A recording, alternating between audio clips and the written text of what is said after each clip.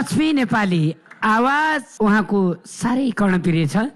रूपकी खानी आवाजकी रानी सेतीको पानी यस्तै छ हाम्रो जिन्दगानी। के हार्दी छौ अहिले तमी कता बसेकी छौ जहाँ तमी बस्यो तपन दिलमा पसेकी छौ। Thank you so much.